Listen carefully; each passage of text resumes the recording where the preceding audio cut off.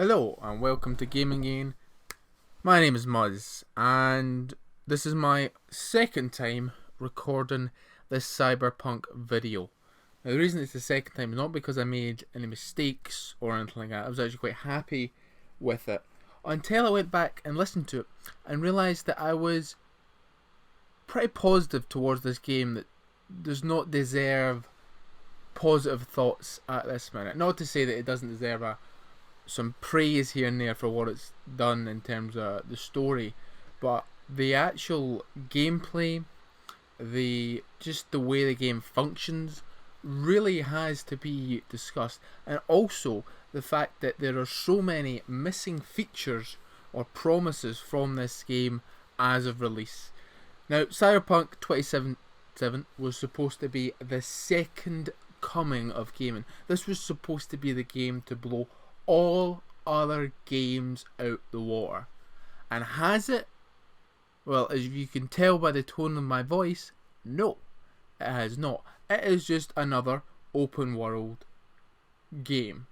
Open world RPG with lots of sort of side quests to do and all that.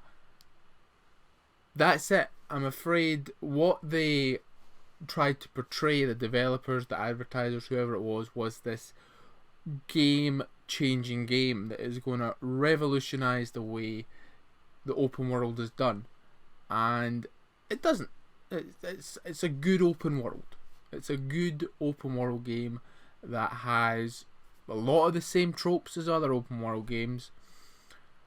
But then you get to the performance of the game. And now, me, personally, I've seen some bugs, I've seen some glitches that have taken me out of the game, but nothing compared to what has been viewed online. And I always feel like I get the short end of the straw with this. I get like the rubbish glitches where like something spawns in and then it just knocks a bike over or something. I never get like the truly amazing ones that you can laugh at for hours. But it's just...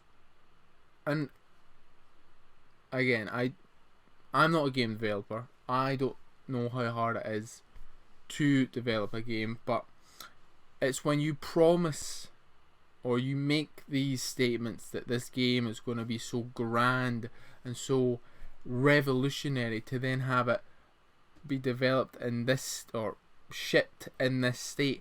And the scary thing is that the reviewers, the mainstream like reviewers, were not allowed access to the PlayStation 4 and Xbox One version of the game, almost if they were trying to hide something, which they were, because those games were by far and away the worst versions of Cyberpunk.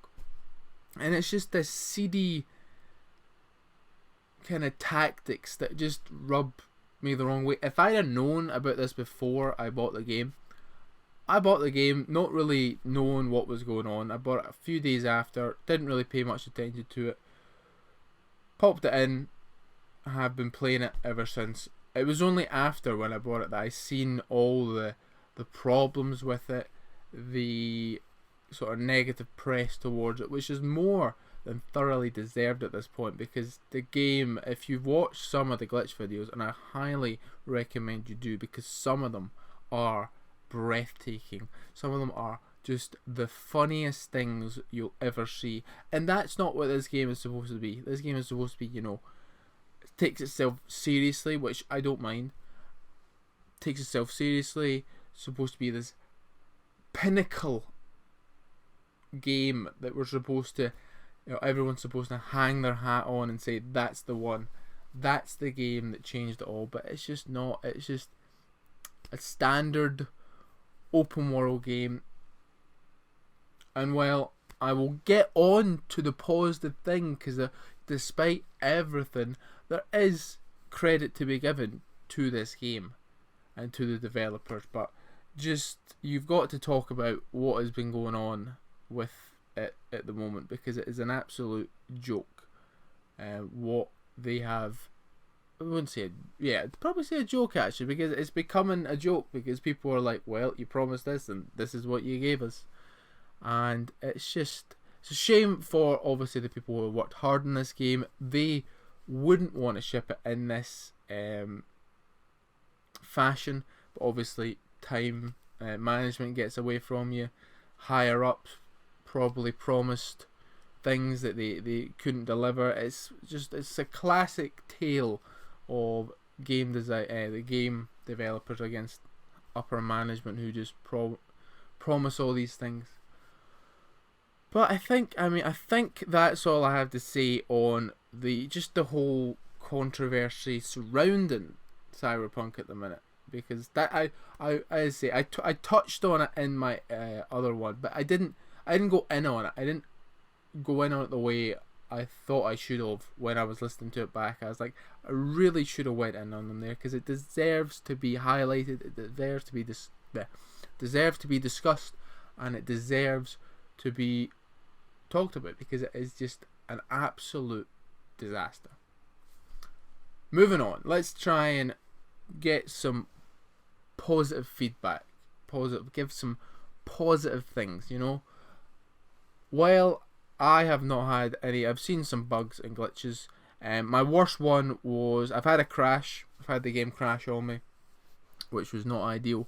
But the worst one I definitely had was where I went into a side quest and I got dialogue options and I couldn't choose any of the dialogue options apart from the top one, and it resulted in me dying, which took me completely out of the experience, which is something that this game can do very well. It can immerse you very, very well in its world, in its atmosphere. The Night City, I'm about 25% through at this point. I played it for I don't know how many hours, probably close to 10 or over. And Night City is just fantastically well designed. It is dense. There's a lot of stuff within it. There is so many nooks and crannies where you might have walked down the main street like 20, 30 times, but if you just dive off to the right or to the left, you'll find something completely new. The world design, the aesthetic of the Night City is very, very, very good. I enjoy that. Sometimes I'm 700 meters away from a mission. I walk. I don't mind. You know, I don't fast travel. Don't take the car. Just walk to kind of soak in the sights and explore a little bit, because there's some good little Easter eggs and hidden treasures to find within it. I'm enjoying the story. It is very, very good. The way it is told, it is for the moment quite standard. You know who's going to betray who at the moment. You know who is your friend and all that. But the voice acting is actually what really is probably the best point of the game, I'd say. The voice acting is stellar. From the V, who URV, his voice actor for me is very good. I don't know about the female because I didn't choose that one, but Jackie, Dex, Judy, you know, T-Bug, all these have very, very good voice actors, and it just makes you wanna invest more in the story and learn more about them because they're so well done. They're very different characters with a lot of depth to them as well, which really helps you want to keep playing it. Then a bug or a glitch takes you out of the experience and ruins it all, but what can you do? That's just the way the game is at the minute. Another couple of gripes I have is the combat it's passable. I'll say that. It is quite hard to do. I feel it's quite hard to do RPGs with guns because you're going to encounter enemies that are bullet sponges, and it just takes you right out of the experience. With like RPGs and sword battles, if you get, you know, into a fight with a higher enemy, they might have, you know, better armor, so you can kind of in your head put that sense of disbelief and leave it at the door because there's armor. It might be different, you know, that person might be more skilled. You just don't know. But with guns, it's pretty hard to do because you're shooting people who have like tank tops and tiny little shorts on, and they take like 10, 15 bullets, when one guy down the street has like full armor on and takes like 1 or 2. It's just pulls me out of the experience, and the shooting is it's not bad. It reminds me of the Outer World. That's what this game actually reminds me of the most.